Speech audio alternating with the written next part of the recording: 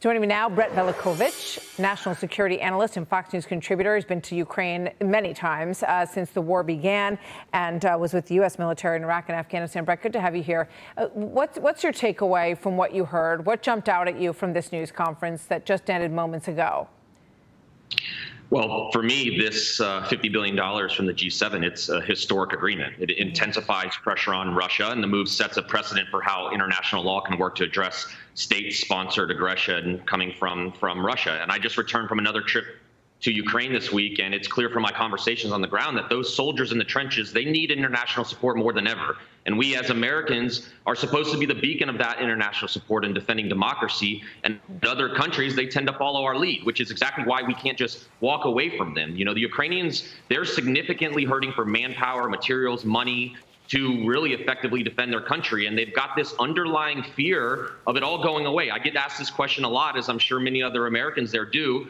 Are we going to leave them? Are we going to leave them like we did in Afghanistan? And you can take that from, you know, our previous actions and having these long-term consequences with our allies strategically of what we did there in Afghanistan. Whether you're a diplomat or a businessman or a humanitarian in Ukraine, these are the types of questions that Ukrainian leaders ask Americans. So this continued commitment to them is important. The billions in funds, they're going to come from interest accumulating from frozen Russian assets. That's key. You know, they're getting about $3 billion in interest alone, but they're not allowed to release these assets fully yet. So there's still some more work to do there. But it does mark a significant, you know, move in international financial sanctions and support from Ukraine. And I've never really felt that the previous sanctions against Russia have been working strategically. I mean, our leadership, they need to face that reality, and they've got to come up with more creative solutions like this to supply the Ukrainians. By my estimates, we have over 16,000 sanctions on Russian individuals and entities currently in place. That's nearly 6 times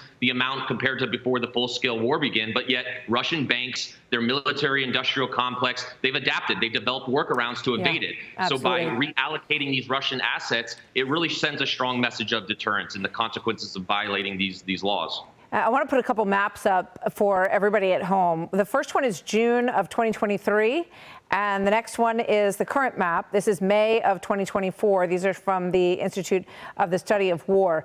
Not a lot of movement between these two. The red shows the section that the Russian offensive took over, and there's not a lot of movement. So if President Biden said just recently, Brett, that the goal is to get Russia completely out of Ukraine.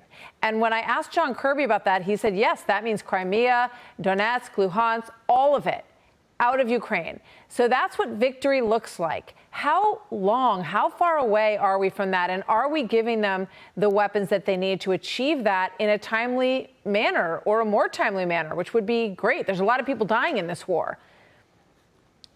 You know, it's difficult to say. I think this war is going to unfortunately last for quite some time. Ukraine has been extremely resilient. That's a fact. I mean, the Ukrainian people are fighting democracy for us. And so we need to do whatever we can to support them.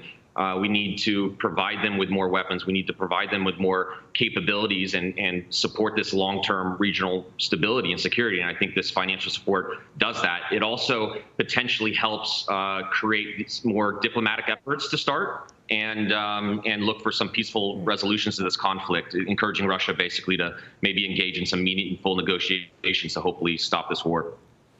We will see. Putin seems pretty determined, and you know better than anybody, having spent this time on the ground. So, Brett, thank you very much. We'll talk to you soon. Thank you. Be well. Hey, Sean Hannity here. Hey, click here to subscribe to Fox News YouTube page and catch our hottest interviews and most compelling analysis. You will not get it anywhere else.